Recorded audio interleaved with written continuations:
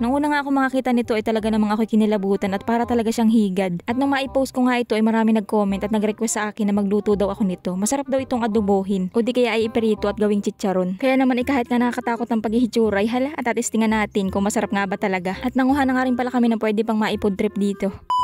So yun na nga for today's video. Ayan, ang ganda na naman ng tanawin sa kalangitan at para nagbabadya na naman ang ulan. Pero kahit nga pa umulan yan ay tuloy pa rin kami at gawa na kami pauwi na nga bukas sa Makalelon ay kailangan makakuha na kami ngayon ng kibit. Medyo alanganin pa nga sana na matuloy kami at gawa ng pahirapan nga yung pinsan ko na paandarin yung bangka nila. Hindi rin naman kasi kabisado ng kapatid ko na paandarin yung kanilang makina at gawa ng iba yun sa makina ng bangka na ginagamit namin. Pero buti na nga lang at napaandar ng pinsan ko. Ay awan ko na lang ang pagbalik, bahala na. Pero dalawang sagwan na nga ang dala namin at gawa lang yung dalawa kong kasama ay parang panigurado na sila na magsasagwan talaga kami nito pa uwi. At hindi pa nga kami masyado nakakalayo ay namatay na agad yung makina. At ang akala ko nga ay mag-aumpisa na akong magsagwan. Yung pala naubusan lang ng gasolina. Nga pala ang kibit ay hindi yan kilala sa amin at kahit nga din sa Burgos ay hindi rin pala nila alam yan. Pero awan ko lang sa ibang taga dito kung alam nila. Pero yung mga pinsan ko nga hindi nila alam na kinakain yan. Wala nga palang gayaan sa Makalelon kaya naman ay dumayo pa nga kami din sa Padre Burgos para manguhan yan. Iba kasi ang batuhan dito kumpara doon sa batuhan sa Makalelon. So yun na nga nakarating na nga pala kami din sa aming pangunguhaan. Bali 2 araw nga din pala kami naghahanap ng kibit ay kaso wala kaming makita. Pero panigurado naman na kami na makakita na kami dito kasi nga dito kami nakakita ng pinsan ko noong nakaraan. Tapos ayan nga at nakakita na nga ako dito sa ilalim ng bato. Sa unang tingin ay para lang siyang salungo. Para baga lang din siyang tuyom kasi nga may mga tinik din sila. Pero kapag atingnan mo silang mabuti ay nakakatakot, para nakakilabot. Kaya naman yung 2 kong kasama nga ang pangunguhain ko. At ako na lang ang mag-video sa kanila.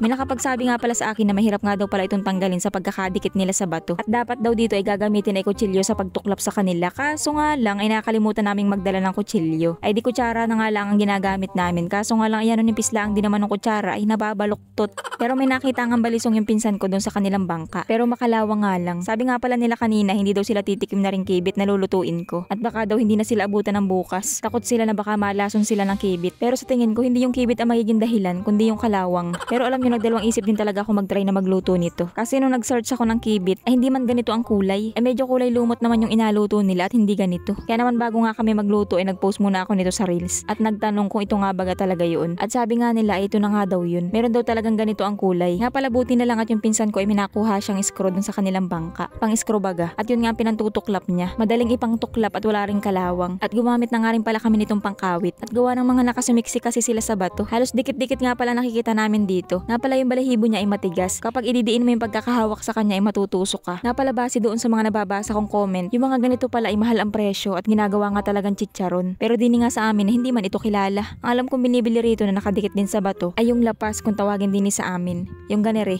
Nung mga bata pa kami, nangunguha kami niyan dito at binibenta namin. Kaso hindi ko pa rin talaga natitikman kung anong lasa niyan. Try natin yan soon. So yun na nga at konti nga lang palang pinanguha namin at gawa ng testingan lang naman namin kung masarap baga ang lasa. Kaya naman ay magluluto na nga kami. Ito nga daw pala inilalaga muna para matanggal yung shell niya sa likod at saka yung mga balahibo. At grabe nga pala talaga siya makadikit ay at gawa ng pati din sa lalagyan ay talaga yan ang hirap tanggalin. Hindi ko nga pala alam kung ilang minuto dapat itong pakuluan. Basta napansin ko na pwede nang matanggal yung shell niya sa likod at saka yung balahibo ay dinahon ko na. Sa pagtanggal ko nga pala ng balahibo dyan ay hinimay ko pa. Ay mas madali pala kapag ganaring akalisin mo na lang ng kutsara. Abay malay ko baga, hindi pa naman ako nakapagluto ng ganere. Nga pala sa paglilinis ko nito ay tinatanggal ko rin yung mga kinain niya sa gitna. At habang abala nga pala ako sa paglilinis nito ay yung dalawa ay busy sa pagkikilaw ng tuyom. Sabi nila ay wag na nga daw ako magdala ng kanin at atestingan lang naman namin kung anong bagang lasa nitong kibit. Pero buti na nga lang at nagdala ako at gawa ng hindi talaga sila makatiis na hindi kukuha at lalamon ng tuyom kapag sila nakakakita. So ito na nga pala yung lulutuin ko kundi lang at gawa ng atikman laang naman ay. Nagtira nga rin pala ako ng 4 na piraso at iuwi ko sa bahay. At titistingan ko yung sinasabi nila na gawing chicharon. Yun daw kasi kailangan pang tuyuin bago iprito para malutong. Pero grabe nga naman talaga yung usok kayo. Hindi na makalingas yung apoy at gawa ng tinambakan ng dalawa ng inihaw sa ilalim.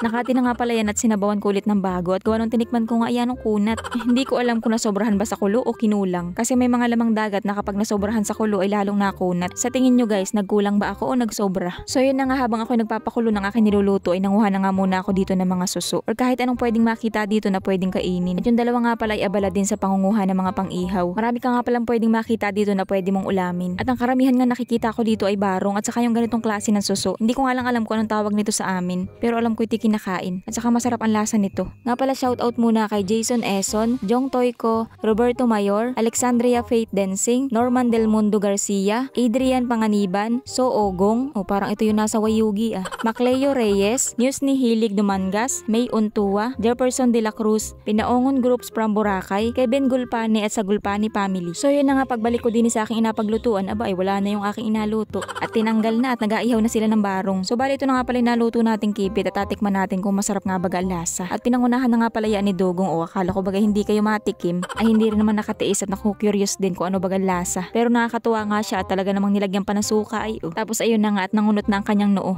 At gawa ng makunat nga ay napakatagal ko nang pinakuluan yan ay makunat pa rin. Dapat siguro mga 1 week pakukuluan ay ano. Pero may nakapagsabi nga sa akin na mas maganda daw panguhain na kibit ay yung maliliit laang para hindi ganun kakunat. Tapos ayan nga pala at naglaga nga pala kami ng mga suso na nakuha namin. Papapakinalaang namin at gawa ng wala na kaming kanin. Sa tuyong pala ang ay taob na ang kaldero. Napakaganda nga talaga magtambay din sa tabing dagat ay ano, talagang hindi ka agutumin. Basta masipag ka manguha ng mga makakain. Na pala hindi ko nabanggit kung ano baga lasa ng kibit. Ang lasa ng kibit ay para laang din naman siyang suso lang din. Hindi kasi masyadong malasahan at gawa ng medyo makunat. Pero yun na nga, testingan naman natin kung anong lasa niya kapag ipiprito. Pagka-uwi nga pala namin na Makalelo na ibinilad ko na muna yan. 2 araw ko nga pala yung binilad at ngayon nga ipiprito na natin. At sa sobrang excited ko nga palang iprito yan ay naparami yung pagkalagay ko ng uling. E di ayun at medyo nasunog nga siya. Pero grabe, masarap nga pala talaga ang lasa nito kapag ganitong luto. Para sa akin yung lasa niya para din yung chicharon na nabibili natin. Pero ang mali ko nga pala dito, dapat itinanggal ko na yung nasa gitna, yung pandikit baga nila kasi matigas siya kapag pinirito. So yun lang, bye!